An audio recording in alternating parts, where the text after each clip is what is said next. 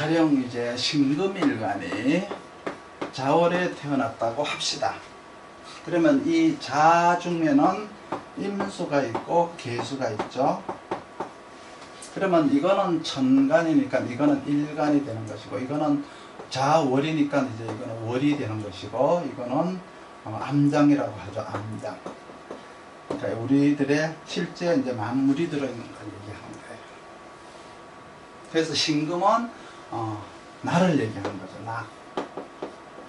나를 얘기하는 거예요. 이거는 환경을 얘기하는 거예요. 그리고 이거는 임무가 되는 거예요. 사령이니까 임무가 되는 거예요. 그러면 이 임무를 수행하는 방법이 무엇이냐예요. 방법이 무엇이냐. 일간은 금이고, 그리고 이제 월지는, 시간은 자월인데 월지는 여기서 임이냐 계냐가 나오겠죠. 만약에 임수가 사령이다 그러면은 신금과 임수니까 금생수가 되는 거죠.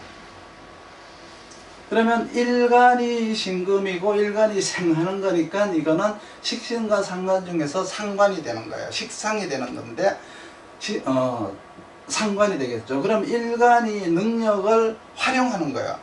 여기서. 그러니까 태어나기를, 이 일간은 자월이라는 환경에 태어나기를 나는 능력을 활용하면서 살아라 라고 태어난 거죠. 그러면 능력을 준비하라고 태어난 게 아니라 능력을 활용하라고 태어난 거예요. 그러면 능력을 활용하기 위해서 준비를 하는 거죠. 이 일간이 능력을 준비하는 것은 활용하는 데 목적이 있다는 거예요. 그러면 일간이라고 하는 것은 이거는 본체가 되는 거고, 나라는 본체가 되는 거고, 이거는 이제 환경이 되는 거죠. 자월이라고 하는 환경이 되는 것이고, 임수나 계수는 여기에서 받은, 내가 소명받은 임무가 되는 거예요. 그러면 여기에서 계수가 아니고 임수가 임무다 그러면은 기업 경영이죠. 그럼 이 기업 경영을 하기 위해서는 신금이라는 상품이 있어야 되는 거예요. 그러면 이 상품을 잘 만들려면은 정화를 가셔야 돼요. 그러면은 잘 만들 기술이 있는 거예요. 그럼 이 기술이 오래 가게 하려면은 간목이 있어야 되겠죠. 그러면 다 좋다. 이게 실제화, 너가 실제로 그러냐? 실제화가 되려면은 무토가 있어야 돼요. 무토가 없으면은 이러한 잠재 능력만 가진 거예요. 일간이 만약에 이제 이렇게 식을 쓴다, 계수를 쓴다라고 하면은 남을 위해서 쓰는 거예요. 상관을 쓴다라고 하는 것은 남을 죽임으로써, 상대를 제압함으로써 내가 이기는 거예요. 그러면 식신을 쓰는 사람은 억울하다라고 말을 할 수 있잖아요. 그러니까 용모 선택을 잘 해야 돼요. 그러면 내가 식신을 쓰면은 억울한 게 아니라 그것이 더 이익이 될 수 있다라고 하는 방법을, 어떻게 살아야 이익이 되느냐라고 하는 방법을 가르쳐 주는 것을 생화극제라고 해요. 그러면 이 사람이 식상의 삶을 사는 게 아니라 다른 삶을 살려고 한다 그러면은 내가 인성으로, 그렇죠? 인성으로다가 또 다른 삶을 살 수가 있겠죠. 계획할 수가 있겠죠. 이러한 것들은 상생상극에서 나오는 거예요. 그래서 상생상극과 생화극제를 통해서 이렇게 살아가는 방법에 변화를 주는 방법, 원활하게 살기 위해서 어떻게 해야 되는지에 대한 방법은 상생상극과 생화극제에서 나오는 거예요. 그런데 그 상생상극도 일간을 기준으로 보는 상생상극이 있고 원령을 기준으로 보는 상생상극이 있는 거예요. 그러면 원령을 기준으로 해서 보는 상생상극은 환경에서 내 임무를 원활하게 수행하는 것을 보는 거예요.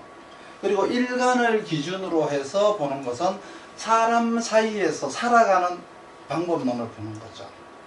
이게 이제 육신을 보는 거예요. 그러면 일간과 원령을 구분하는 방법은 일간을 기준으로 이 원령이 식신이냐 상관이냐 아니면 인성이냐 뭐 정관이냐 재성이냐 이걸로 이제 기준이 되는 거죠. 그렇죠? 먼저 일간을 기준으로 내 원령이 육신으로 뭐가 되느냐, 그 월지가 표현하고자 하는 것은 또 여기에 육신도 들어있지만 온도와 습도가 들어있어요. 그래서 기후를 표시해요. 이 기후에 따라서 만물이 변하는 거예요. 이 변화하는 모습을 사시의 변화라고 하죠. 사계절의 변화. 그 기후의 변화를 이 지로다가 표현을 해요. 동지하지로 표현을 하고, 두 번째 이 분으로 표현을 했죠. 그거는 이제 춘분과 추분으로 표현을 했어요. 그리고 나서 이제 12개월로 표시를 했죠. 4계절을 12달로 표시를 했어요.